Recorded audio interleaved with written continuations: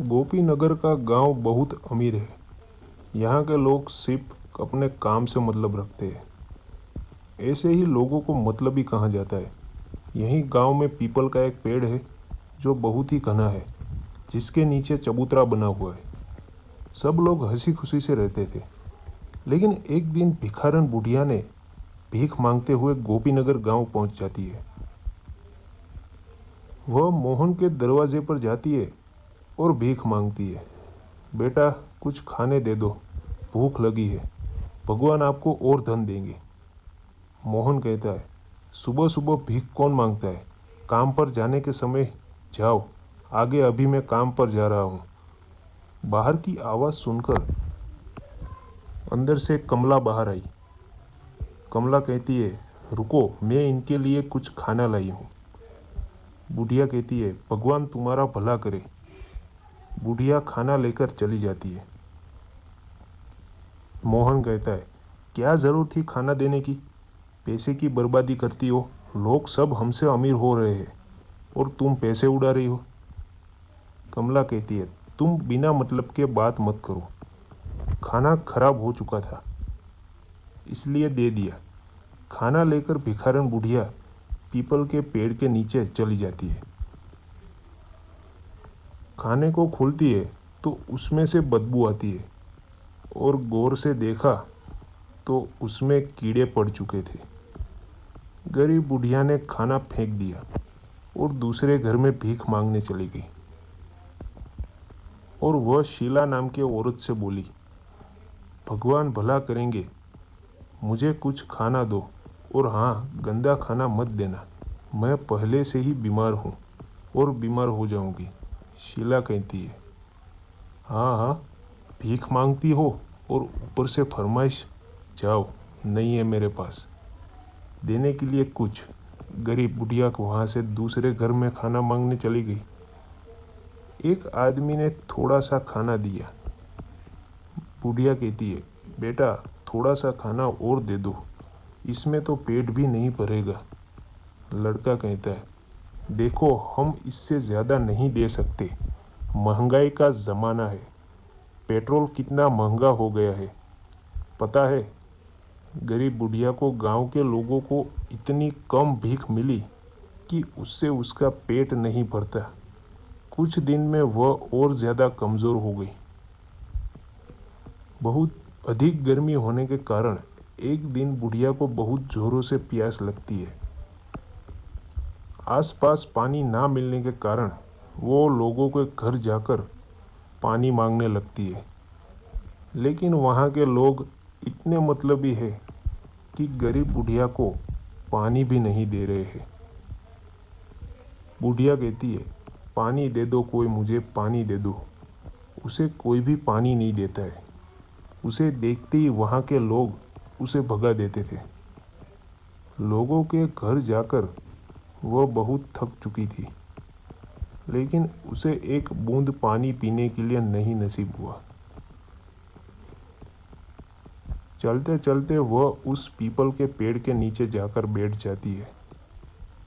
कुछ देर बाद बीमारी और पानी ना मिलने के कारण बुढ़िया की वहीं पर मृत्यु हो जाती है।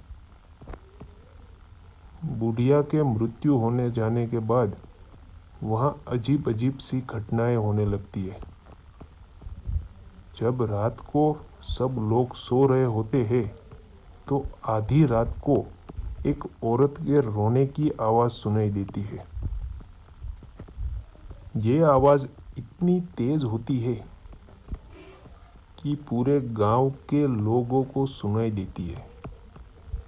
रोने की आवाज़ के साथ चीखने चिल्लाने की आवाज़ भी आने लगती है, जिससे लोग और भी ज़्यादा डरने लगते हैं। गांव के लोग ने एक मीटिंग बुलाई। सब लोग उसी पीपल के पेड़ के नीचे इकट्ठे होते हैं। उसमें से एक आदमी बोलता है, गांव वालों, ये क्या हो रहा है? गांव में रोज़ रात को एक औरत की रोने चिल्लाने की आवाज़ सुनाई देती है। तभी एक औरत बोलती है, इसका क्या उपाय है? मेरे बच्चे बहुत डर रहे हैं। तभी एक दूसरा आदमी बोलता है, सभी लोग रात को अपने अपने घरों में हनुमान चालीसा बजाओ। इसके बाद आवाज़ आनी बंद हो गई। लेकिन एक दिन मोहन उस पीपल के पेड़ के पास से जा रहा था कि उसकी कार खराब हो गई। पीपल के पेड़ के नीचे से जो गुजरता था तो उसकी तबीयत खराब हो जाती थी और उसे तेज़ बुखार हो जाता था। तो कभी हंसने की आवाज़ तो कभी रोने की आवाज़ तो कभी किसी की बात करने की आवाज़ आती है। ये सारी बातें लोगों के डर को अंदर से और ज़्यादा बढ़ाती जा रही थी। एक दिन अचानक गांव में पीपल के पेड़ के पास में रहने वाला एक व्यक्ति कुछ दिनों से लापता हो जाता है। सुबह उस व्यक्ति का मृत्यु शरीर पीपल के पेड़ के नीचे पड़ा हुआ मिलता है। इस बात ने गांव वालों को और भी ज़्यादा डरा दिया था। कमला कहती है, कोई भी शाम होने के बाद घर के बाहर नहीं निकलेगा।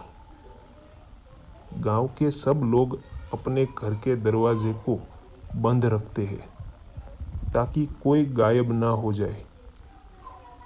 मोहन कहता है, और उस पीपल के नीचे तो भूलकर भी ना जाना।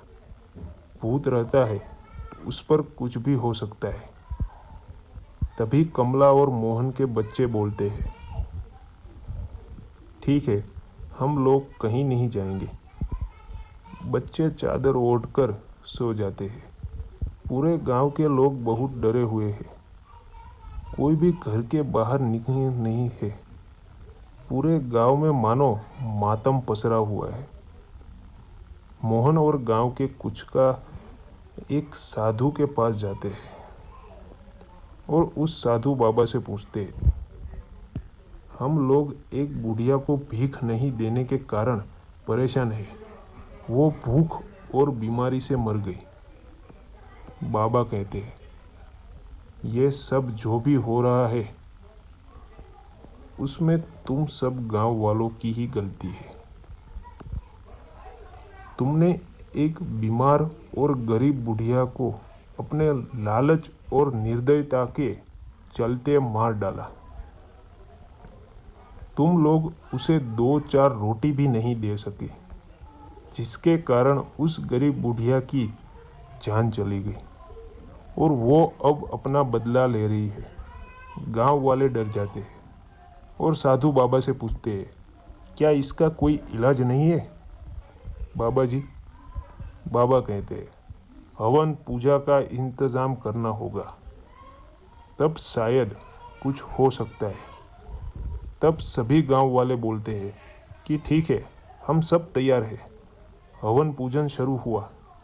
साधु के मंत्र उपचार से चुड़ैल प्रकट हुई। चुड़ैल कहती है, ये साधु, तुम क्यों इस मामले में पड़ रहे हो? तुम अपने रास्ते चले जाओ, वरना तुम्हें भी मौत मिलेगी। बाबा कहते हैं, देखो, इंसान से गलती हो जाती है। तुम बताओ, तुम्हें क्या चाहिए? तुम्हारे नाम का मंदिर बनवा देते हैं। लोगों को परेशान करना छोड़ दो। चुड़ैल कहती है, हंसते हुए बोलती है, जिंदे पर तो कुत्ते से भी ज़्यादा बुरा व्यवहार किया और अब देवी देवताओं की बराबरी दे रहे हो। मैं उस लायक नहीं हूँ। मैं चुड़ैल हूँ। चुड़ैल। बाबा कहते हैं, कुछ तो उपाय होगा जिससे कि तुम गांव वालों को छोड़ दो। चुड़ैल कहती है, एक उपाय है, इन सब पापियों को गांव छोड़ना पड़ेगा, वरना सब मारे जाएंगे। और साधु, तुम भी चले जाओ। क्योंकि गुनहगारों के साथ बेगुनाह भी मारे जाते हैं। इस गांव को मेरा श्राप है कि जो भी इस गांव में रहेगा वो मरेगा, जैसे मैं मरी थी। यह बोलकर चुड़ैल गायब हो जाती है और साधु गांव वालों से बोलता है, इसका कोई इलाज नहीं है। जब तक वह अपना बदला नहीं ले लेती वह शांत नहीं होगी।